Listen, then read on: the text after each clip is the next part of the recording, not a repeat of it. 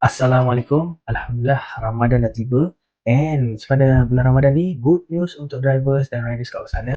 Umrah bersama rakan Grab kembali lagi. Kongsi kisah sabar anda sepanjang bulan Ramadan dan Raya, dan anda berpeluang menangi umrah untuk 2 orang. Step pertama, kongsi foto atau video anda semasa selesaikan booking atau pesanan. So, step kedua, ceritakan kesabaran anda sepanjang mencari rezeki. Yalah, kadang kita menghadapi pelbagai situasi atau ragam customer.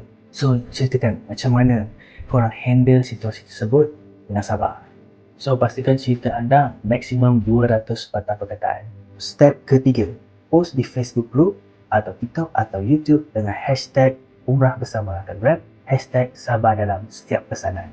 8 pemenang bertuah akan menikmati umrah untuk 2 orang. Perjalanan dijadualkan Oktober hingga November 2026. Kontes berlangsung 19 Februari hingga 25 Mac 2026.